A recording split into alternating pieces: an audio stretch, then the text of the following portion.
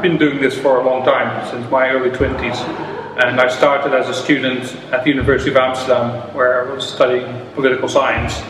And at some point I had this realization that this was not going to be interesting me for the rest of my life. Quite soon thereafter I found a book on Islamic geometric design, and I loved it. I thought it was really interesting. It appeals to me to such an extent that it offers different things. It's never boring. You know, it's art, it's science, it's creativity. So that was that. For centuries this was a really vibrant design tradition with innovation and new things being made. That's not the case anymore. You know, it's really stagnant, basically. So if I can make a contribution to teaching people how to make these patterns rather than just copying them or tracing them, you know, then I'm happy.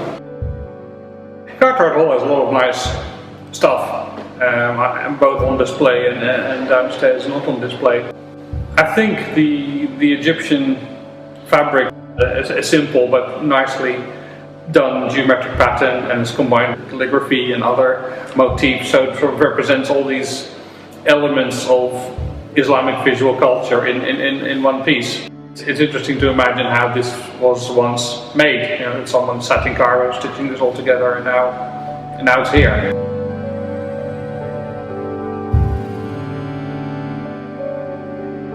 Some of the best Jali screens use lots of geometric patterns in one big composition, that it's almost like a visual source book.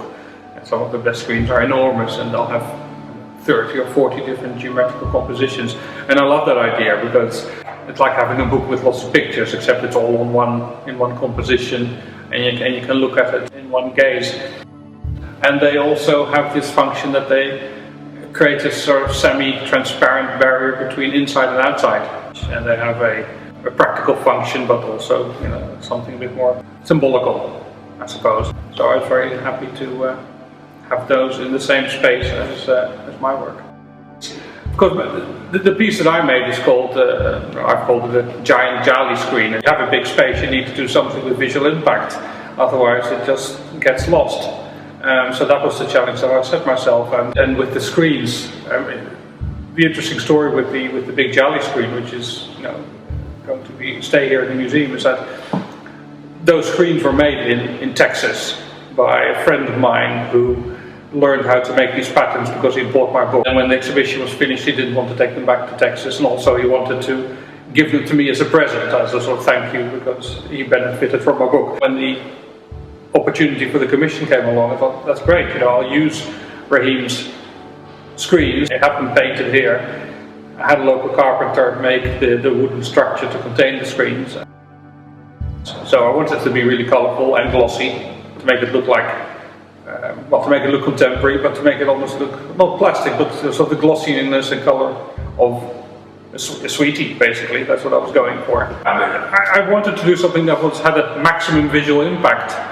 And now, I mean, I'm interested in doing something that will, hopefully people will do a second take, you know, firstly that they recognize it, that say, oh yeah, that's something from Islamic geometric design, but at the same time also see that it's different, and, you know, color is one way to do that.